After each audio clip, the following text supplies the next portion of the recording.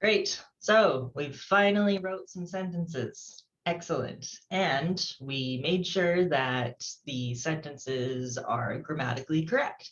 Good. We have talked about how to join clauses together with appropriate punctuation. We have sort of unpacked what exactly makes a sentence and why some clauses cannot stand on their own.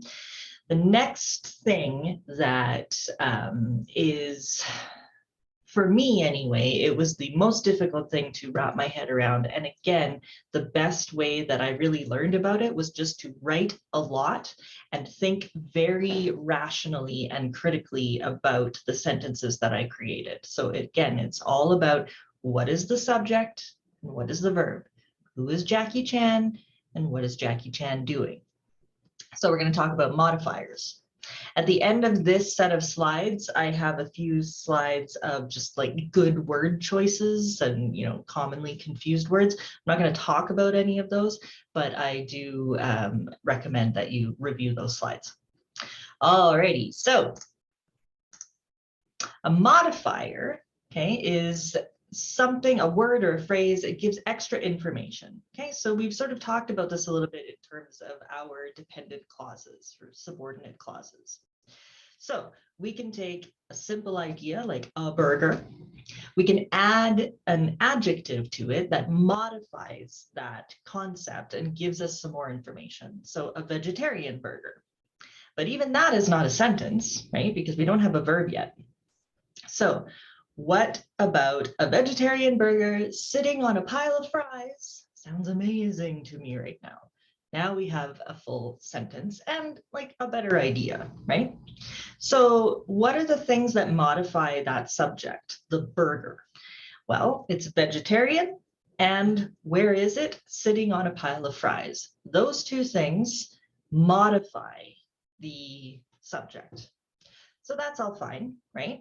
Now, English is very much predominantly a language that depends on word order, right? And so this is where we can play around a little bit, but not too much.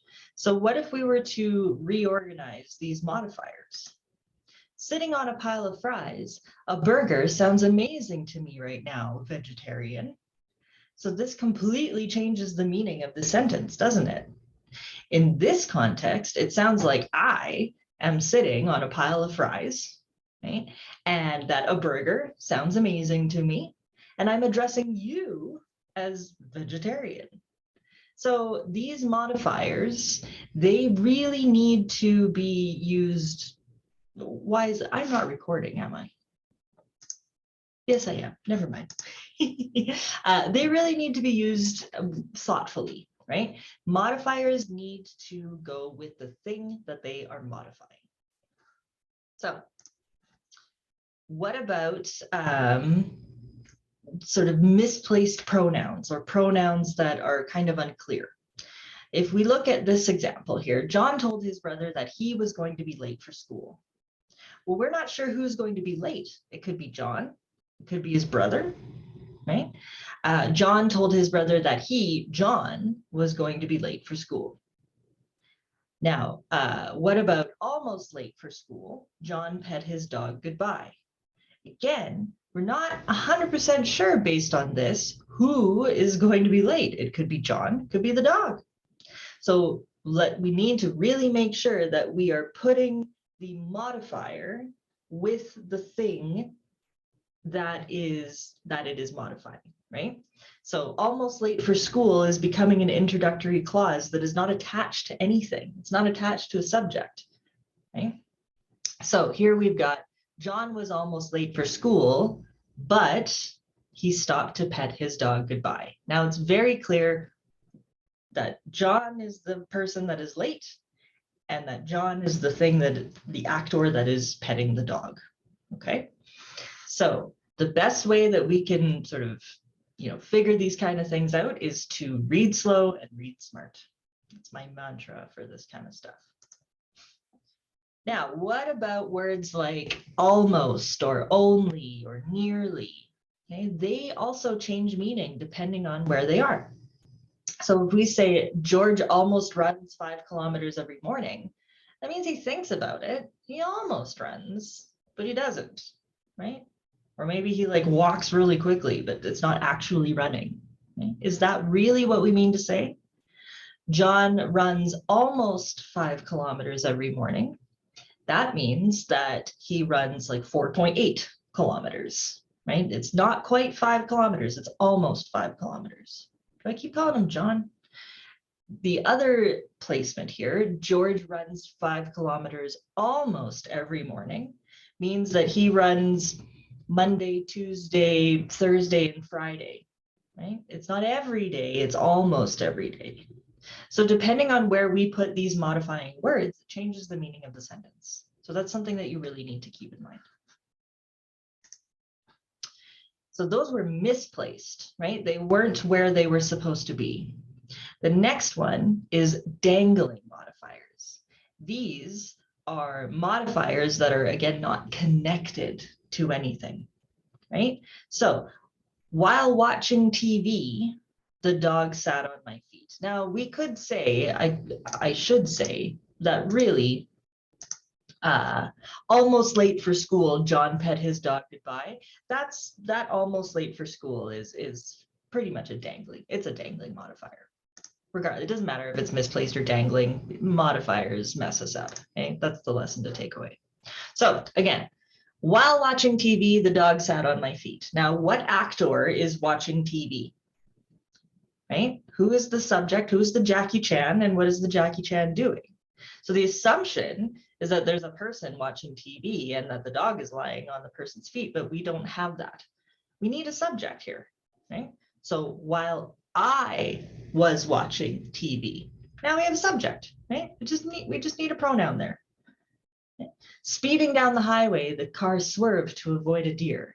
Now the car is not a sentient thing. The car needs a driver, right? So who is controlling that car? Again, we just need to put a subject in there. We just need a Jackie Chan. Speeding down the highway, Jackie Chan swerved the car to avoid a deer. Or remember, word order, we can change things around a little bit. While I was speeding down the highway in my car, I swerved to avoid a deer. Right? So these modifiers, they get us in trouble when we don't have a Jackie Chan doing the thing. What about things like this? Searching frantically, Janice dug for her keys in her purse. Breathing heavily, the door slammed behind her. Considering the facts, hamburgers are better than hot dogs. Establishing a motive, the criminal smirked at the detective. Right? So these things, they, again, searching frantically, Janice dug for her keys in her purse. Our brains want to fill in enough blanks that makes sense. But really, that clause there, that introductory clause, it doesn't have a subject, right? Janice searched frantically for her keys in her purse, right? Or Janice frantically dug for her keys in her purse, right? There's just, we are trying to make fun language, but in the end, it's getting us in trouble. Now the other ones, breathing heavily, the door slammed behind her. Doors can't breathe, right? We need an actor there. Considering the facts, hamburgers are better than hot dogs. Who's considering those facts? There's no actor considering anything there. Establishing a motive, the criminal smirked at the detective. Well, did the criminal establish the motive or the detective? Not really sure, right?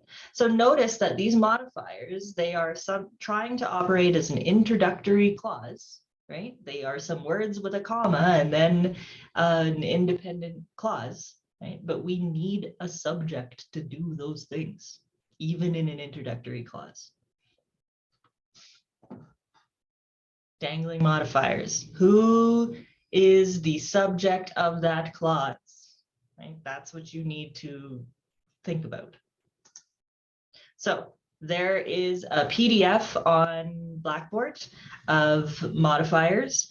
I want you to stop what you're doing here in this video or skip over and do the PDF, and then the answers are on the subsequent slides. Okay. And as for the rest of this video here, I think that's pretty much it. So we've got our effective word choice slides. I encourage you to just read through these, okay?